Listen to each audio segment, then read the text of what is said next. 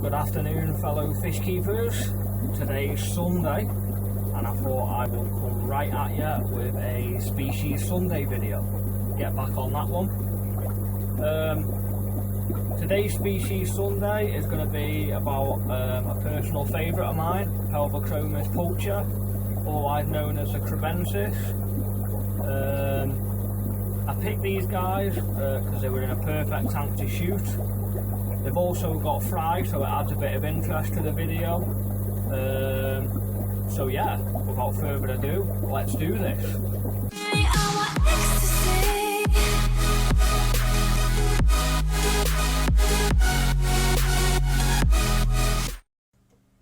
Hello and welcome back to the Species Sunday video of Pelvicachromis Pulcher, otherwise known as Kribensis.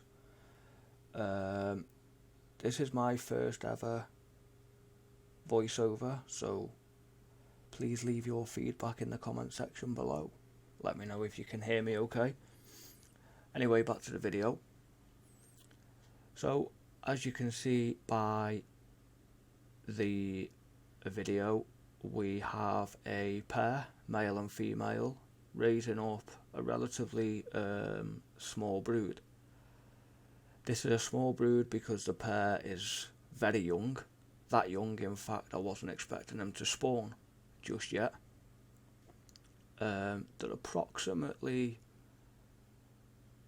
4 or 5 months of age, so they are very young. They are part of the Cichlids family, so do expect slight aggression, as with all cichlids really. Not overly aggressive though. They can be added to a community tank, providing you are careful with your choice of other fish to keep them with.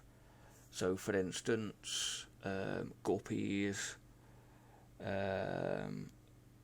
betters, basically any fish with long flowing fins that move through the water column quite slow is a no-no. Especially if you manage to get a pair and they pair off and spawn, then you'll be in trouble. Most shops do also tend to sell these fish in pairs, but they're very easily sexed. Females are normally a lot smaller than males. Females tend to have a plum coloured stomach, whereas males don't. Males have more of a spaded shaped tail fin and a more pointed dorsal fin than a female. Also, the dorsal fin patterns between a male and female is drastically different. I have got some images that I'll show you that will illustrate what I'm talking about. So a bit about the fish in general. They can be found in Western Africa throughout the Cameroon River. Now the Cameroon River is pretty much looking the same as the Amazon. It's the same type of water, so dark water, visibility levels not so great in areas. Water's soft, relatively quick flowing, plenty of aquatic plant life, and obviously plenty of other fish that share the same areas and natural habitat. These fish in particular are found in still and slow moving waters. These are areas that are usually heavily vegetated, and the fish can be found living in shallow water. Some populations actually do exist in brackish conditions, according to some scientific papers that I've read across the internet. Sizes, males can be found to grow approximately 4 to 5 inches. I have had a male that's hit 5 inch. It was an absolute monster. He was an old boy though, so I'll give him that. And females tend to stay around the 3 inch mark. Now you might be wondering what the ideal tank size is for a pair.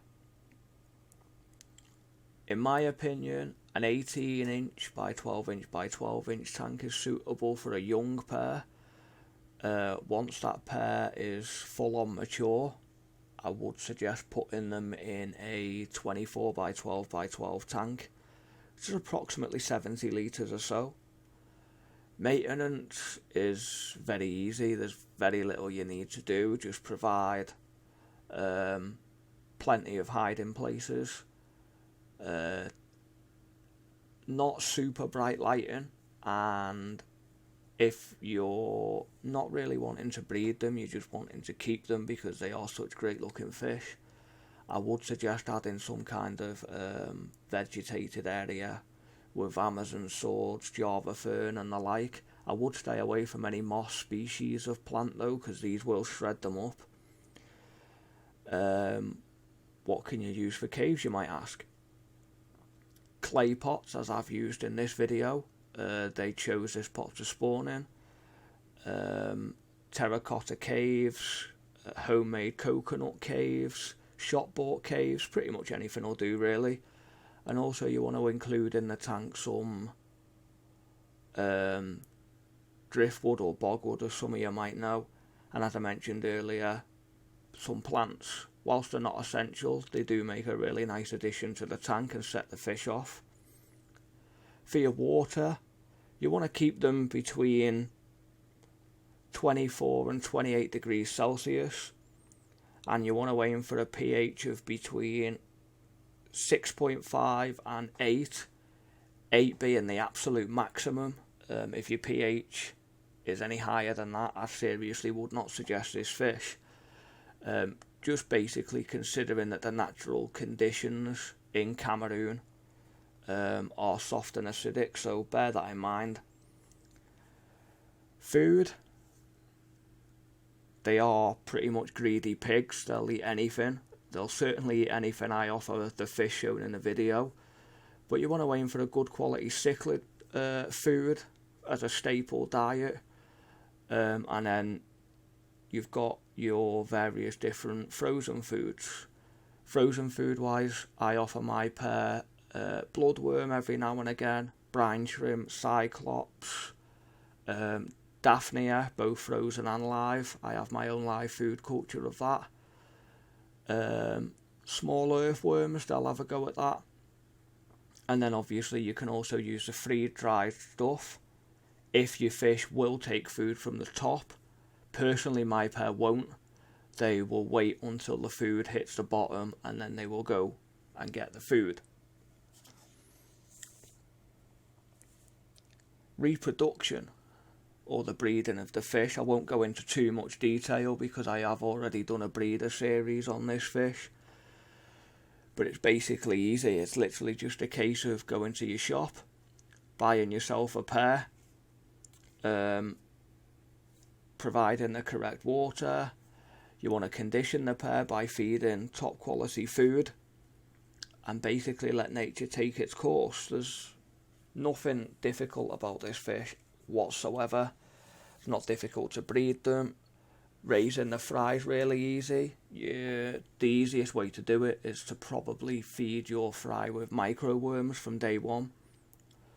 Get them on the microworm for approximately 7 days, and then you can move on to powdered foods such as very finely crushed flake food, or my personal favourite is ZM Systems.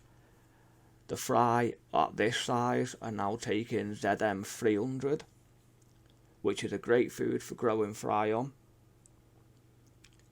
So yeah, on the whole, they're a very attractive fish, very popular in the hobby. I'd be very surprised if you struggle finding them.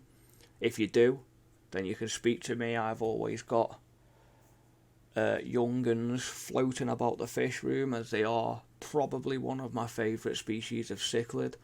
I've never not had a pair of these in any of my fish rooms, and as you can see by the video, you can't really question my reasons as to why I like them so much.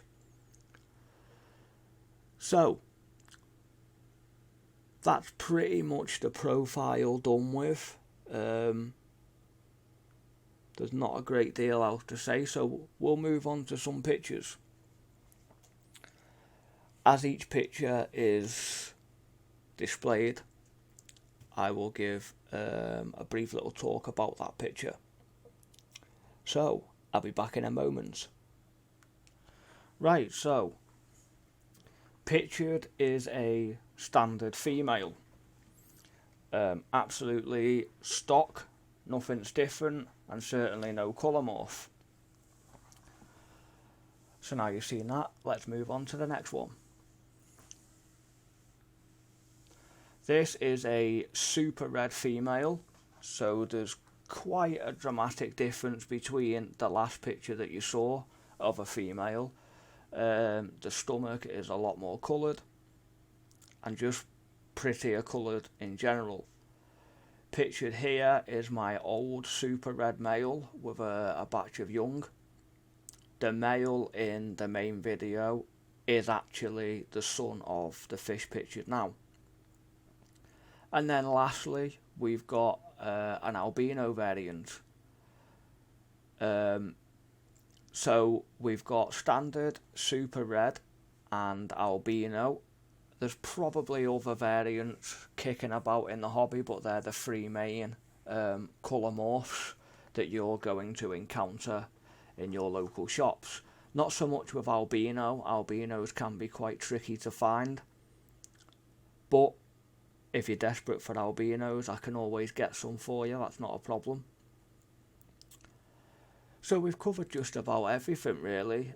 You've had a map location, where the fish are found. You've had various biotopic images showing you what the natural habitat of the fish is like. You've also had a moving video of my personal pet, and we've covered a few pictures of the various morphs that we can find in the hobby. So with all that being said, I think I'll stop right there and stop boring you.